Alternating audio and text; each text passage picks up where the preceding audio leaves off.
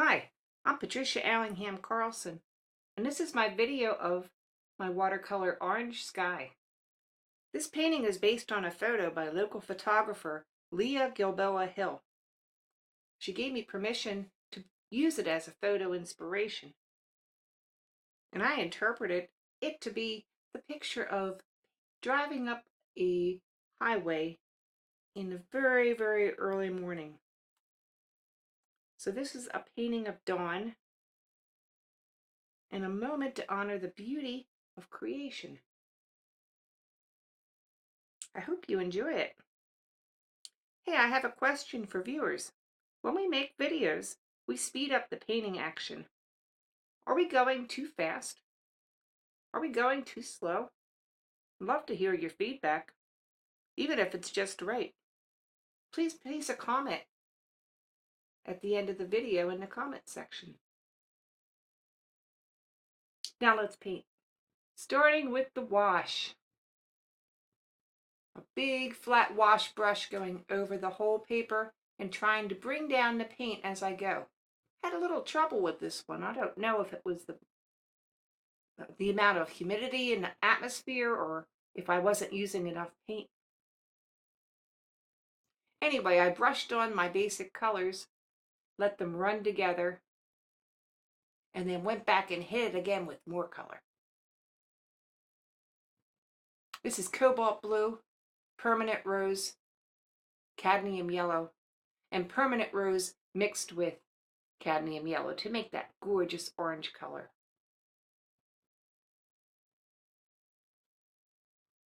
Here's some more going in. And the reason I'm painting it in an up and down vertical stroke is because this is where the trees will be going. And trees are very vertical. I've left a little section where the sunshine is coming up over the hill. And then I come in with some purple lake. Indigo mixed with Payne's gray comes on next. And again, you see me using that vertical stroke format.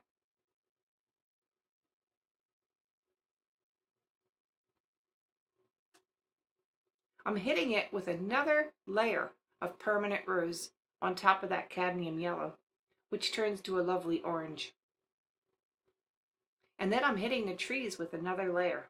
This is all still very wet, but I'm putting the paint in nice and concentrated. Then I get a thin brush and I begin to make some strokes of the taller trees and the thinner branches going up into the sky. Where the paper's wet, these branches will be very, very soft. At this stage, that's what I want. I'm avoiding the area where the sun is rising because those branches and those trees will be treated differently. As they go through the sun, they're actually washed out, so the color becomes very, very pale and vivid.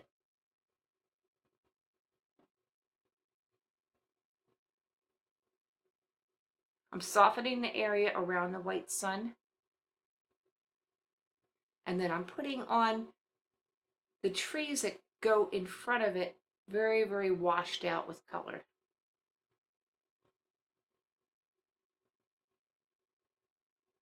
Another layer of color coming in, and this is Quin Red. That's a beautiful color. Check it out sometime. Quin Magenta is gorgeous also, but I'm not using that in this painting.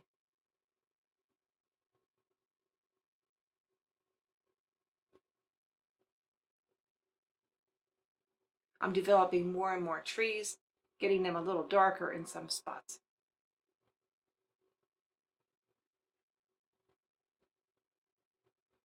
And then I'm coming in with some Quin Lavender.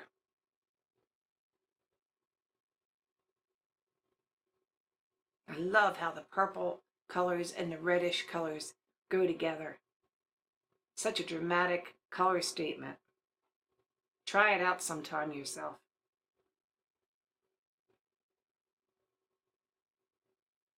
More tree branch development with my very fine brush, doing some very fine detailing.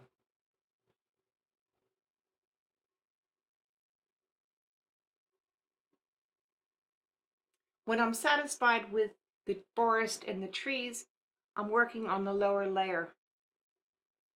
First I wash in a pale Payne's gray onto the snow, and then I paint in a darker Payne's gray, the suggestion of a road.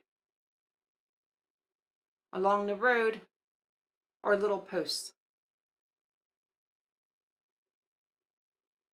As I paint each post, I'm dragging the end of a brush through it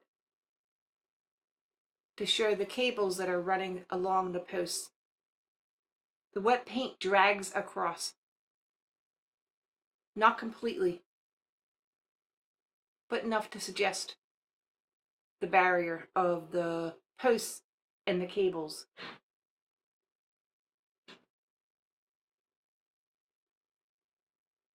Once I'm satisfied with that, I'm working on two little birds that are flying in the sky above the whole scene. I'm starting in without sketching, just sketching with a very pale gray color. These are the silhouettes of birds, and they are not very difficult. Once I have the silhouette sketched in, I begin to use a darker color to detail them and paint them more vividly. Gotta get this point right because that's a very pale sky. And if I mess them up, they won't look very good. In fact, the whole picture might not look so good. I might have to crop the whole top off. Anyway, I didn't mess them up.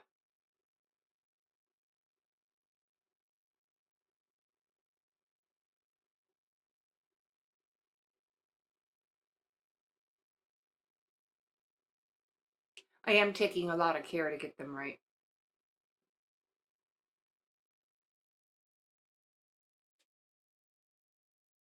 Going back to the trees, I'm adding a couple more thin branches just to make them look more complete. The branches on the very top are mostly done in a mixture of permanent rose and yellow. I'm also using some purple lake.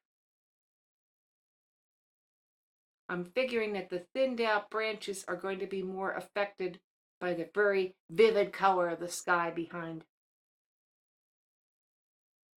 And I like the softness that I can get using those more colorful colors than just dark silhouettes.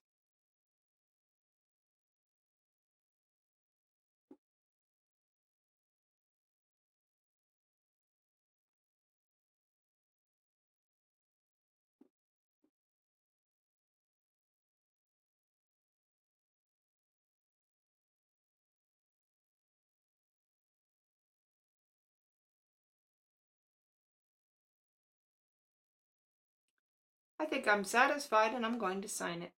Looking for a place that's logical to sign.